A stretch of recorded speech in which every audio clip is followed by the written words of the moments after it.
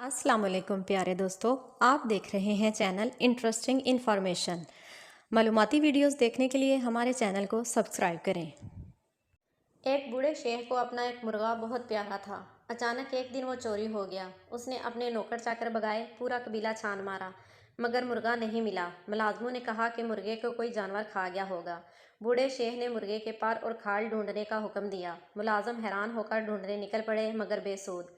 शेख ने एक ऊँट ज़बह किया और पूरे कबीले के अमायदीन की दावत कर डाली। जब वो खाने से फारग हुए तो शेख ने उनसे अपना मुर्गा गुम होने के बारे में जिक्र किया और उनसे उसे ढूंढने में मदद की दरख्वास्त की।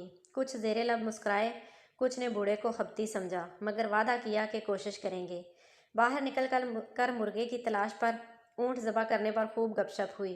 कुछ दिन बाद कबीला से बकरी चोरी हो गई। गरीब आदमी की थी, वो ढूंढ ढांड कर खामोश हो गया। शेख के इल्म में जब ये बात आई तो उसने फिर एक ऊँट ज़बह किया और दावत कर डाली। जब लोग खाने से फारग हुए तो उसने फिर मुर्गे की तलाश और बकरी का किस्सा छेड़ा और कबीले से कहा कि उसका मुर्गा ढूंढ दें। अब तो कुछ ने उसे बुरा भला कहा, कुछ ने उसे दिलासा दिया कि इतनी बड़ी बात नहीं, सब्र कर लो, इससे ज़्यादा अपना नुकसान कर चुके हो। अभी 3 दिन ही गुजरे थे कि एक और शेख का ऊँट रात को उसके घर के सामने से चोरी हो गया। उस शेख ने अपने मुलाजमीन को खूब बुरा भला कहा और खामोश हो गया कि एक ऊँट उसके लिए कोई माली वक़्त नहीं रखता था। बूढ़े शेख को जब इल्म हुआ तो उसने फिर एक ऊँट ज़बह किया और कबीले की दावत कर दी। सब खाने से जब फारग हुए तो उसने सरसरी ऊँट गुम होने का जिक्र करके अपने मुर्गे को याद किया और कबीले से इल्तजा की कि उसका मुर्गा ढूंढ दें। अब तो महफिल में खूब गर्मा गर्मी हुई और बूढ़े से कहा गया कि अब अगर दोबारा उसने मुर्गे से मुतल्लक कोई बात की तो पूरा कबीला उससे कता तल्लक कर लेगा।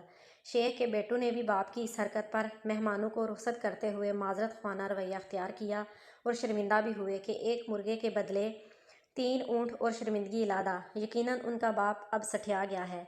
15 रोज़ गुजरे तो कबीले की एक लड़की कुएं से पानी भरने गई और फिर वापस नहीं आई। गांव में कोहराम मच गया।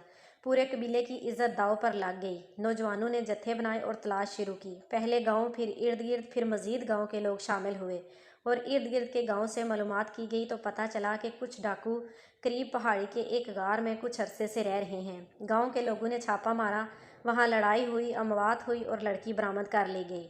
लोगों ने वहां ऊँट, बकरी और मुर्गे की बाकियात भी ढूंढ ली। तब उन्हें एहसास हुआ कि बूढ़ा शेख किस तूफान के आने का उन्हें अंदिया दे रहा था। अगर गांव के लोग मुर्गे पर ही मुतहिद हो जाते तो आबरू तक बात ना पहुंचती।